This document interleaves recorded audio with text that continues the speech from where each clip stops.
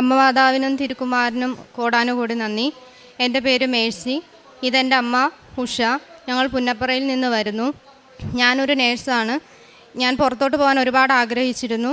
അങ്ങനെ ഞാൻ ഉടമ്പടി എടുത്തത് 19/6/2023 എനിക്ക് OET പഠിക്കാൻ ഭയങ്കര ബുദ്ധിമുട്ടാണ്. ഞാനങ്ങനെ പഠിക്കാൻ പോയി. 2 പ്രാവശ്യം ഞാൻ OET എഴുതി.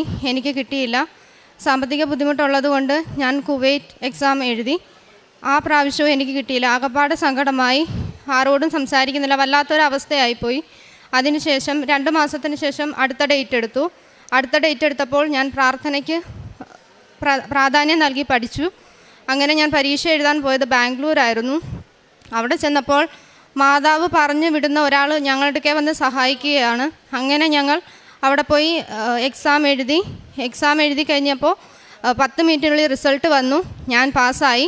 ഒരുപാട് സന്തോഷമായി. കാരണം ഞാൻ 3 പ്രാവശ്യം തോറ്റൊരു വ്യക്തിയാണ്. 4ാം പ്രാവശ്യം വിജയിച്ചപ്പോൾ എനിക്ക് ഒരുപാട് സന്തോഷം തോന്നി. ഞാൻ എക്സാമിന് പോകുമ്പോൾ ഉടമ്പടി തൈലവും ഉപ്പും ഉപയോഗിച്ചതിന് ശേഷം മാത്രമേ ഞാൻ പോകാവുള്ളൂ. എൻ്റെ കയ്യിൽ എപ്പോഴും കാശ് രൂപം ഉണ്ടായിരിക്കും. അങ്ങനെ കഴിഞ്ഞ ദിവസം എൻ്റെ വിസ വന്നു. മെഡിക്കലും കഴിഞ്ഞു. കുവൈറ്റ് മെഡിക്കൽ പാസ്സാകാൻ ഭയങ്കര പാടാണ്.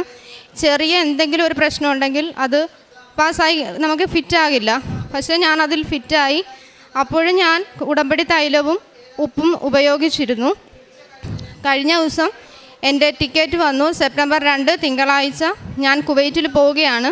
ഇത് ഞാൻ ആദ്യം പറയുന്നത് മാതാവിനോടും തിരുക്കുമാരനോടുമാണ്. എൻ്റെ വീട്ടിൽ പോലും ഞാൻ പറഞ്ഞില്ല. ഇത്രയേറെ അനുഗ്രഹം തന്ന അമ്മ മാതാവിനും തിരുക്കുമാരനും കോടാനുകോടി നന്ദി. ഞാൻ ചെയ്ത കാരുണ്യ പ്രവർത്തികൾ ഞങ്ങളുടെ അടുത്ത് പുന്നപ്പറയിൽ ശാന്തി ഭവൻ എന്ന് പറഞ്ഞൊരു സ്ഥലമുണ്ട്. അവിടെ എന്നാലാവുന്ന സഹായം ഞാൻ അവിടെ ചെയ്യാറുണ്ട്. പിന്നെ ചെയ്യുന്നത് മാസത്തിൻ്റെ 4ാമത്തെ ആഴ്ചയിൽ ചോറ് കൊടുക്കാറുണ്ട്. അതും 2 പൊതി ചോറ് അങ്ങനെ ശാന്തി ഭവനിൽ കൊടുക്കാറുണ്ട്.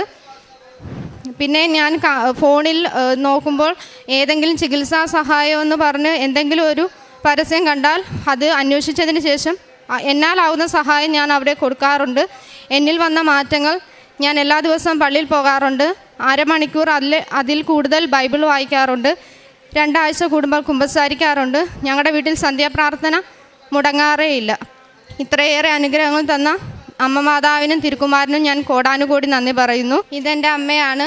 അമ്മ ഉടമ്പടി എടുത്തത് 2019 അമ്മ ആദ്യം ഉടമ്പടി എടുത്തിട്ട് കൊറോണ ആയതുകൊണ്ട് അത് മുടങ്ങിപ്പോയായിരുന്നു. അതിനുശേഷം അമ്മ വന്ന് ഉടമ്പടി പുതുക്കുകയും അതിലാവശ്യം വെച്ചത് എൻ്റെയും എൻ്റെ സഹോദരൻ്റെയും കല്യാണമായിരുന്നു.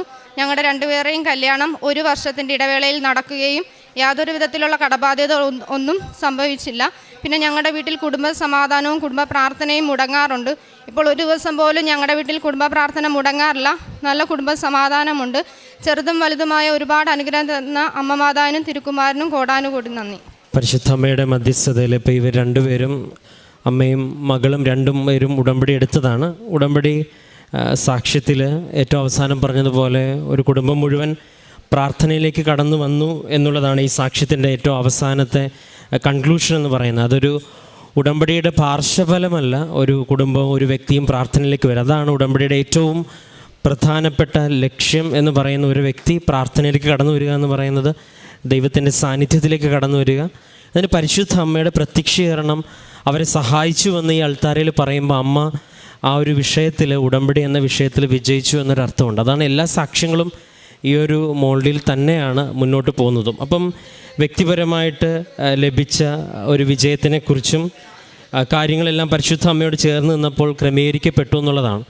അപ്പം ഈ ഒരു സംഭവത്തെ, ഈ ഒരു വിജയത്തെയും ഈ ഒരു പരീക്ഷയുമെല്ലാം ഒരു ദൈവാനുഭവമായിട്ട് മാറ്റുവാനായിട്ട് ഉടമ്പടി എന്ന പ്രാർത്ഥനയ്ക്ക് സാധിച്ചു.